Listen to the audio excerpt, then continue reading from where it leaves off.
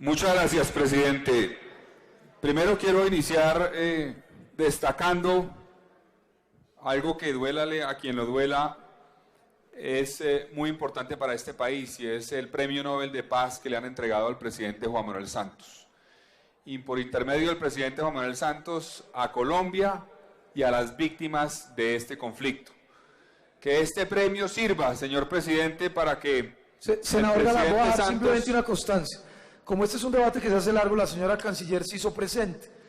Yo le voy a dejar a la señora canciller que se pueda ir a la Cancillería y cuando termine el debate 10 minutos le pido que venga, y si no alcanzamos, pues mañana a las 10 de la mañana entonces votamos los proyectos de la Cancillería.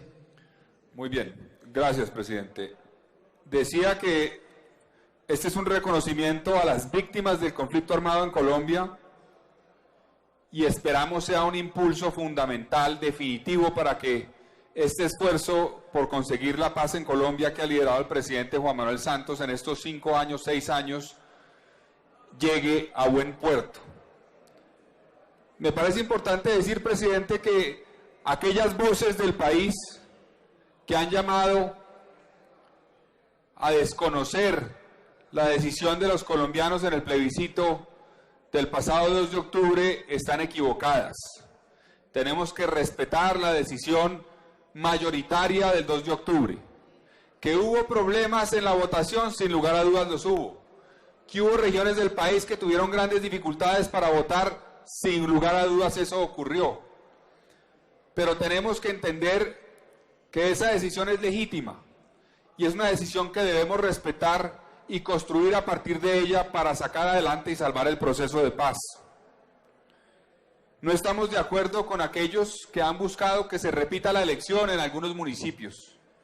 Creemos que si bien es cierto hubo problemas, hay que respetar la decisión y avanzar para no dejar al país en una encrucijada que llevará a que eventualmente no se conozcan los resultados nuevos que ocurran en algún municipio o en alguna región del país. Trabajemos para lograr que el acuerdo que se ha avanzado hasta ahora se complemente, se mejore, se ajuste y se garantice que el grueso de quienes votaron no queden tranquilos y acompañen la paz. Y en ese sentido me parece importante decir que tienen una responsabilidad muy grande los líderes del no en este momento. Una responsabilidad muy grande con el país para aterrizar, concretar, puntualizar las inquietudes que tienen frente al acuerdo. Que sean inquietudes que lleven a mejorar el acuerdo, a ajustarlo, pero que no lo hagan inviable. Tenemos que garantizar que este esfuerzo que ha avanzado más que ningún otro en la historia de Colombia por acabar el conflicto no se vaya a echar por la borda. Tenemos que garantizar que trabajemos a partir de lo que se ha construido en los últimos 6 años en las negociaciones del gobierno con las FARC. Entonces tienen una responsabilidad grande. Y si bien es cierto que no se puede de la noche a la mañana, de un día para otro, hacer los ajustes que ellos pretenden o que ellos quieren proponer, no podemos durar aquí de manera indefinida discutiendo esto. Hay una situación compleja de unos miembros de la guerrilla en el territorio, en zonas de transición, donde todavía no se han concentrado. El cese al fuego hay que protegerlo, pero hay que decir y reconocerlo, el cese al fuego está en riesgo y el tiempo corre contra ese cese al fuego. Y eso tenemos que tenerlo en la mente, no podemos ignorarlo, porque sería grave ignorancia descartar la posibilidad de que dilatar el proceso, darle largas y no definir unos mecanismos de protección a los guerrilleros y de garantía de prontitud en la negociación puede llevar al traste con ese cese al fuego. Ahora, quiero destacar que entre los que se han manifestado o manifestaron por el no, muchos ya han empezado a aterrizar las propuestas. Eso es positivo, es importante. Me alegra mucho, por ejemplo, senador Macías, que en las propuestas del Centro Democrático ya no hablen de quitar el proyecto que buscaba quitarle el 7% a los pensionados de Colombia. Porque eso fue uno de los temas que en campaña más le preguntaban a uno en la calle. ¿Y por qué le van a quitar el 7% a los pensionados de Colombia para dárselo a la guerrilla? A mí me llegó 20 veces por el chat de WhatsApp, estoy seguro que ustedes también. Falso, mentira. Mentira, dígame usted, senador Macías, ¿cuándo en el Congreso de la República hemos discutido un proyecto de ley para quitarle 7% a los pensionados de Colombia, aumentando hasta el 9.5% para financiar a la guerrilla? Falso, senador Amin. Falso. No estoy diciendo que usted lo mandó, no estoy diciendo, pero eso es falso. Mentiras. Y mucha gente votó en contra del acuerdo por mentiras como esa. No nos digamos mentiras. Yo ya reconocí la derrota y reconocí que ganaron y hay que respetar el resultado. Pero qué bueno que ahora, cuando se hacen los ajustes y las discusiones, se hagan sobre los temas que sí están en el acuerdo. Por ejemplo, yo digo otra cosa, senador Araujo. A mucha gente le oía también decir, ¿a cuenta de qué le van a dar una plata? Y eso lo oí en debates con miembros del Centro Democrático. A guerrilleros de las FARC, un salario mínimo, un 90% de un salario mínimo, cuando hay ciudadanos honestos que trabajan, que no se han robado nada y no les dan nada. Bueno, si esa es la discusión, ¿la van a poner ahorita sobre la mesa otra vez? ¿O eso no hace parte de las inquietudes que ustedes tienen frente al acuerdo? Bueno, buena noticia, porque mucha gente percibió de parte de ustedes o de miembros del Centro Democrático que eso era indignante, que a gente que eventualmente hacía parte de la guerrilla le fueran a dar recursos. Entonces es importante que se aterrice eso. Y eso es positivo para el país, que ustedes digan, esas mentiras no las dijimos nosotros. Que lo de las pensiones, falso, nunca lo dijimos. Que lo de esto, nunca lo dijimos. Y que el país le quede claro, para que aquellos que utilizaron esas herramientas, pues se evidencien y quede claro quién fue el que mintió, quién fue el que llevó a que elementos que no estaban en el acuerdo llevara a muchos colombianos a que votaran en contra del mismo. Otro tema importantísimo, el tema del enfoque de género.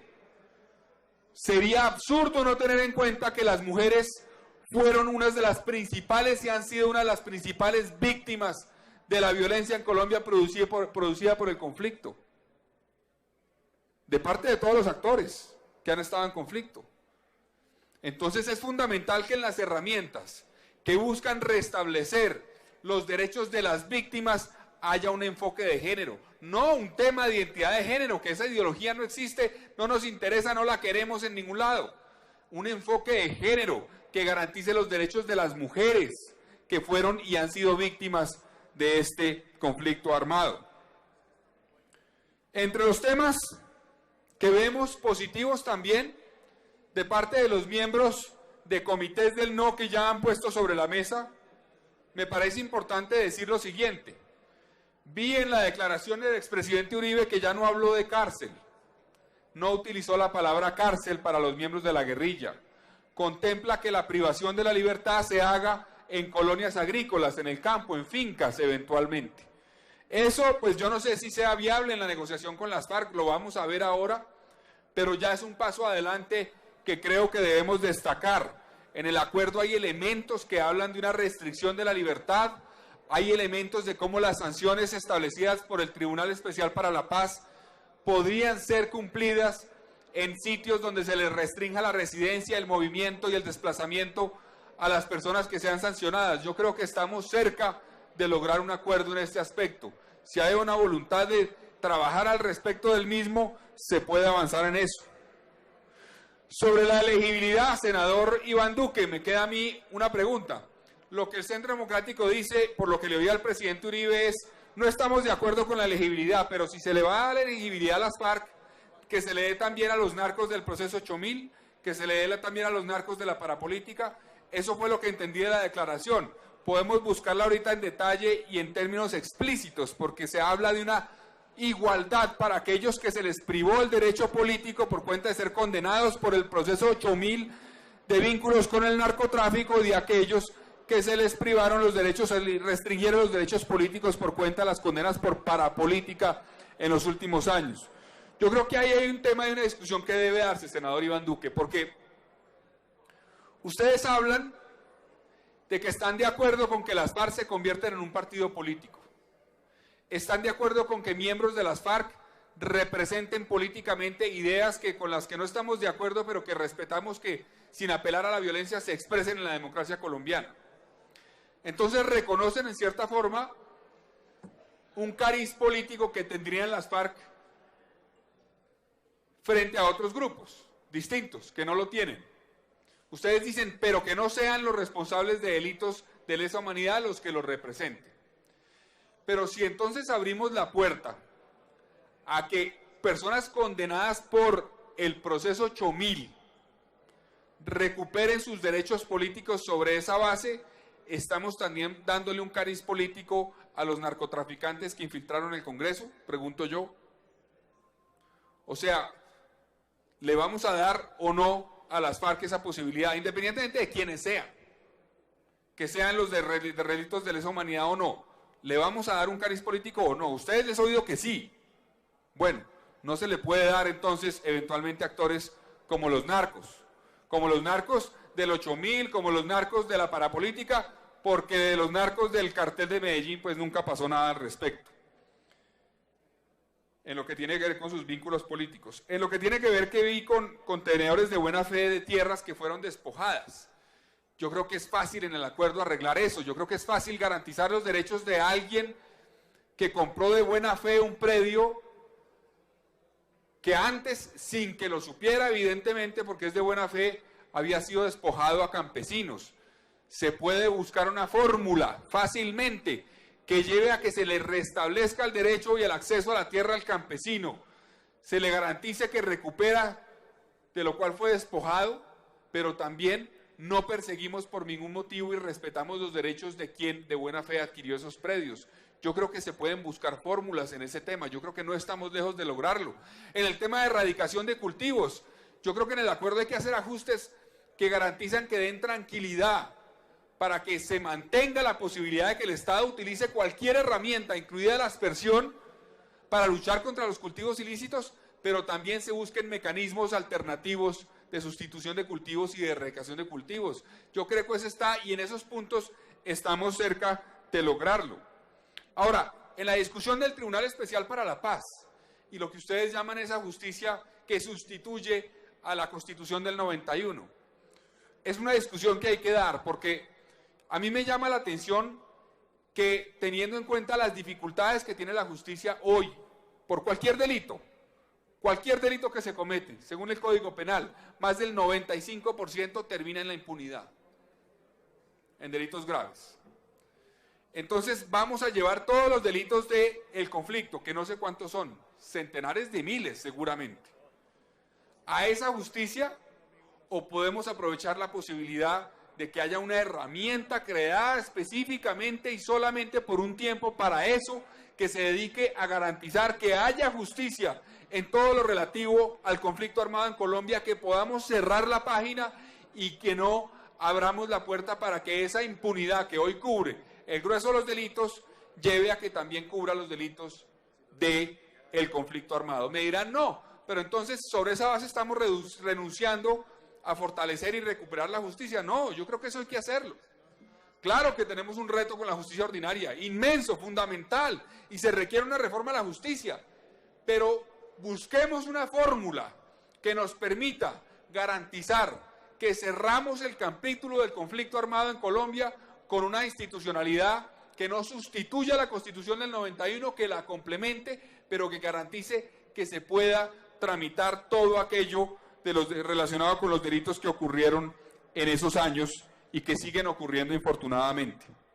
Yo quiero terminar, presidente, diciendo que es importante reconocer la manifestación de los estudiantes, una manifestación que no responde por ningún motivo a un sector político, a un líder político, a unos líderes, a unos partidos, no, es una expresión ciudadana de los jóvenes, universitaria, que tenemos que apoyar, darle todos los espacios, y nos están dando una lección importante del camino para garantizar que este acuerdo llegue a buen puerto. Nos dicen mucho cuidado con el cese al fuego, hay que protegerlo a toda costa, garantizar que por esa vía no perdemos una oportunidad de paz. Segundo, no podemos echar por la borda lo que se avanzó. Trabajen sobre puntos concretos del acuerdo de paz, sobre lo que ya se acordó en La Habana, ajustenlo, mejórenlo, aterricen críticas concretas, viables, que se puedan cambiar y que garanticen que las FARC no se paran de la mesa. Es un mensaje de los jóvenes. Y un mensaje importante de los jóvenes también. Aquí todos tienen que ceder. Todos tenemos que ceder. todos. Tenemos que ceder quienes hemos acompañado el acuerdo de paz. Y entendemos que una expresión ciudadana mayoritaria dijo no estamos de acuerdo con ese acuerdo y hay que modificarlo. Tenemos que ceder. Tienen que ceder las FARC. Las FARC tienen que entender que aquí hubo una mayoría que se expresó que está en desacuerdo con puntos de ese acuerdo. Tiene que entenderlo y tiene que ceder. Tienen que ceder los que ganaron también. Los que ganaron apoyando el no tienen que ceder y aterrizar. Si se manifiestan en contra del grueso del acuerdo, si dicen que hay que votar todo por la borda, estamos perdiendo una oportunidad histórica. Y los que se manifiesten e insistan en esa posición pueden terminar respondiendo ante la historia por haber truncado la posibilidad de un acuerdo de paz. Yo estoy de acuerdo con que todos estamos por la paz y todos queremos la paz. El Centro Democrático, el Procurador, Marta Lucía Ramírez, la Unidad Nacional, el Polo, los Verdes, todos estamos por la paz. Claro, claro que sí, pero ¿cómo lo vamos a lograr? Ahí está la diferencia. ¿Cómo se puede lograr la paz? Ese es el fondo de la discusión. ¿Cómo la logramos? Si la logramos con un acuerdo que tiene imperfecciones que se puede ajustar en algunos puntos, o si la logramos arrancando de cero otra vez. Y eso, en mi opinión, sería un grave error, arrancar de cero otra vez. No podemos hacerlo. Tenemos que aprovechar y caminar sobre lo caminado, garantizar que lo que se construyó se mejora y se aprovecha para que este país no pierda la oportunidad de paz. Muchas gracias, presidente.